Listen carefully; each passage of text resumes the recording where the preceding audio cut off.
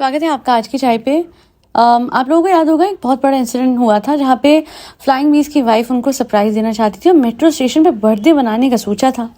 Proper permission, हालांकि कुछ लोग कहते हैं परमिशन ली थी, कुछ लोग कहते हैं नहीं ली थी, बट जो भी था, जितने लोग आ गए थे और जिस हद तक भीड़ इकट्ठी हो गई थी, ये नहीं बोलूँगी किसी को एक्सपेक्टेड नहीं था। आई गेस किसी ने इतना दिमाग नहीं लगाया, स्पेसिफिकली रितु ने, क्योंकि उनका ये प्लान था कि जब इतने लाखों सब्सक्राइबर होते हैं तो उसमें से कुछ हज़ार भी आ जाए एक छोटी सी जगह पे तो क्या होगा।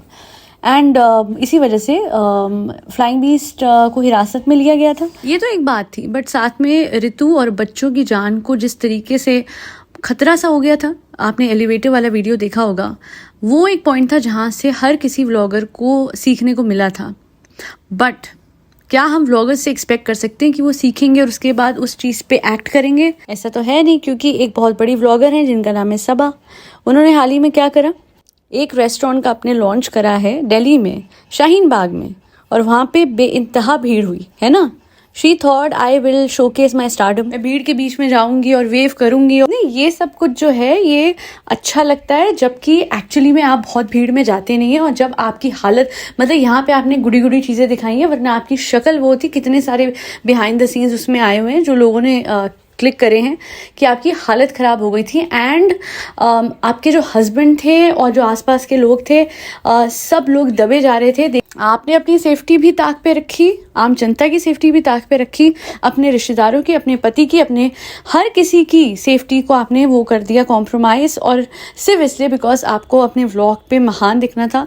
टेल मी वन थिंग, लाखों व्यूज़ आते हैं ऑन अ डेली बेसिस, और शाहीन बाग में बहुत सारे मुस्लिम्स हैं प्राइमरीली, तो ऑब्वियसली मतलब वहाँ पे भीड़ होना तो लाजमी था।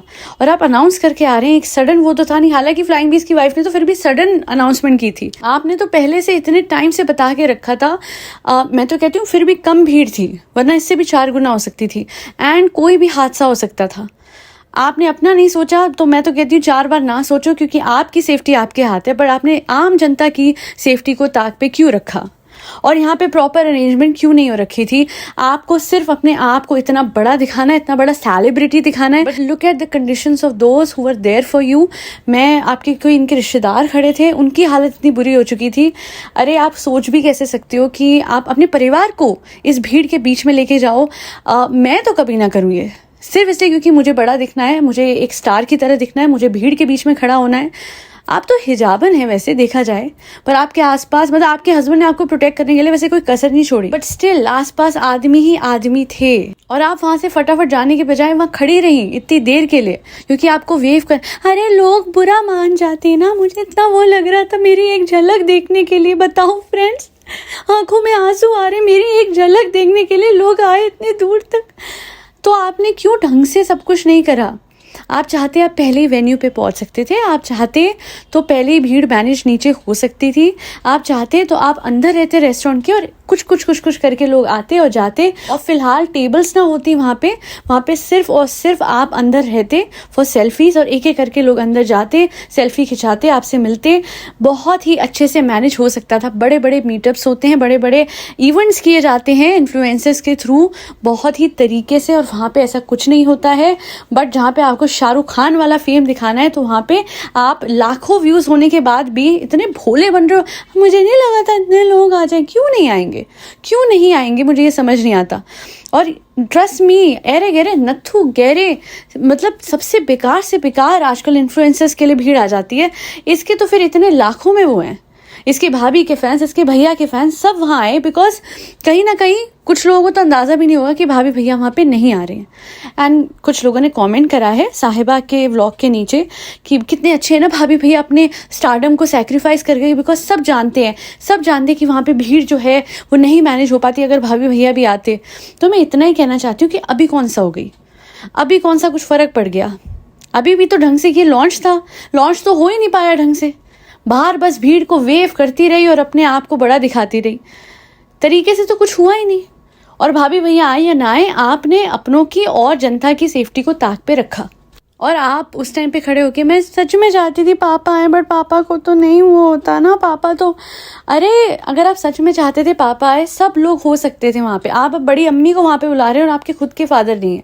तो बेसिकली थोड़ा सा ये दिखाने की कोशिश तो हुई है कि भाभी भैया ने इनके फादर को नहीं आने दिया, बट सच तो ये है कि वही मैं कह रही हूँ, तरीके से सब कुछ होता तो आज भाभी भैया भी वहाँ होते, इनके पापा भी वहाँ होते। और मेरे एक सब्सक्राइबर हैं, उन्होंने बहुत ही सही कमेंट करा है, बहुत ही पते की बात लिखी है, जिसको मैं एड्रेस करना चाहती हूँ कि मैं किसकी साइड थी कल वाले पॉडकास्ट में।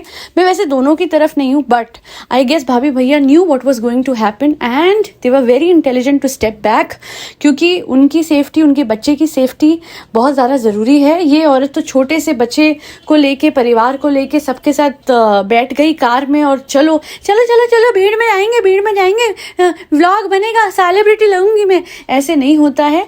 उनमें इतना तो दिमाग है कि अगर हम जा रहे हैं, वो इतने सालों से उनका नेम फेम डेफिनेटली साहिबा से ज़्यादा था, वो बहुत बड़े प्लेटफॉर्म्स पे आए, भाभी तो बिग बॉस की विनर रही हैं, बट वो कभी भी ऐसी सिचुएशन में स्टक नहीं हुई हैं, है ना। और वो इस वजह से बिकॉज नेम फेम और इन सब की पड़ी हुई है। आजकल तो मैं देख रही हूँ उसको बस किसी तरीके से अपने आप को भाभी भैया से बड़ा दिखाना है, बट नहीं, ये गलत था, ये बहुत डेंजरस था। और मैं इसको पसंद तो नहीं करती हूँ, बट बहुत हद तक इसकी जान को खतरा था और लोगों की जान को भी था। आराम से कोई पैरों के नीचे आ जाता, इतनी भीड़ थी, पता भी नहीं लग रहा था। और भाभी भैया उनको तो पता नहीं क्या ही कर देते, क्योंकि लोगों को एक तो मुझे समझ नहीं आता है क्या अचीवमेंट है इसकी, इतना क्या है।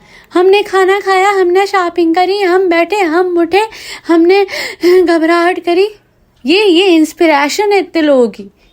ये सब लोगों को ना थोड़ा सा अपने आप को इंट्रोस्पेक्ट करना पड़ेगा कि आप किसके पीछे अपनी सेफ्टी को इतना ज़्यादा एट स्टेक लगा रहे हैं। बिकॉज मुझे तो समझ नहीं आया।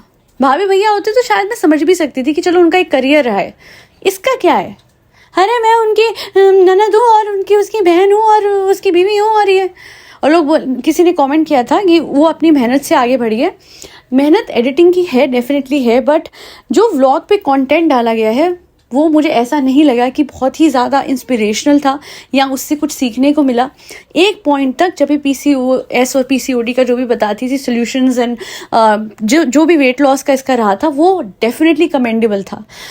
ये कोशिश करती थी वैल्यूएबल कंटेंट बनाने की, जिसमें रेसिपीज़ भी थे, फेस पैक, ये वो बहुत कुछ था। वहाँ मुझे लगता था कि she is going on a right track. अब नहीं लगता, और अब ये इंस्पिरेशन नहीं लगती है किसी भी एंगल से। इसका कंटेंट इंस्पिरेशनल नहीं है, but she is very lucky कि इसको भाभी भैया का नेम फेम जो है वो आज इतना आगे ले गया है कि लोग इसके लिए इतनी भीड़ इकट्ठी कर रहे हैं, इवन दो कुछ ऐसा सिग्निफिकेंट कॉन्ट्रीब्यूशन नहीं है in terms of making good और वैल्यूएबल और प्रोडक्टिव कॉन्टेंट।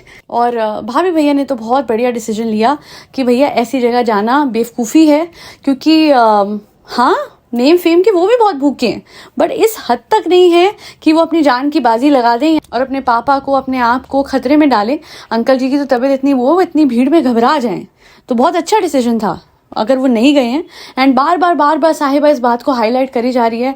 अरे आप देखो तो, आप खुद उस रेस्टोरेंट के अंदर नहीं जा पाए हो, लॉन्च कर रहे हो, हाय नहीं कुछ लोग नहीं आ पाए ना, अपने आप को दुखी तो दिखा रहे हो, बट आप एटलीस्ट ये तो देखो कि वहाँ पे जाने लायक सिचुएशन थी भी कि नहीं, कि आपने क्या अरेंजमेंट करी थी, कि आप थोड़ा सा भी मलाल करो तो वैलिड लगे। यहाँ तो मैं कहती हूँ इनवैलिड है। भाभी भैया नहीं आए, पापा नहीं आए, पापा नहीं आए, अरे कम ऑन, बहुत ही बढ़िया करा। उनकी क्या हालत हो जाती। और आपके डैड वैसे भी, उनको इतनी बार ब्रेन हैमरेज का वो हुआ है, वैसे ही वो घबरा जाते।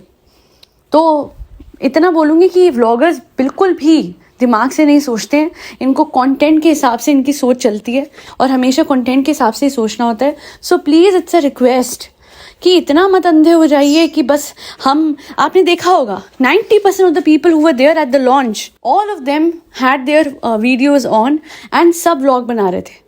तो सबको लग रहा था it's such a great opportunity. अरे अपनी जान को खतरे में डाल के ये क्या कंटेंट क्रिएशन हो रही थी, मतलब सांस आ रही थी उस भीड़ में लोगों को जो वहाँ पे वीडियो बन रहे थे। और जैसे उसने गोद में ऐसे उठाया हुआ था साहिबा को, please you should have just taken your wife inside the car. इतने सारे आदमी थे और इतना मुश्किल हो गया था कि एंड में उसे अपनी गोद में उठाना पड़ गया उसे, एंड स्टिल वो वेव करे जा रही है। बुद्धू है क्या, इतनी भीड़ में जाके खड़ी कैसे हो सकती है। फर्स्ट ऑफ ऑल, अगर आप लेफ्ट और राइट को लोग रखते और बीच में से पैनलिंग होती और अंदर चले जाते और फिर एक एक करके लोग आते, समझ आता।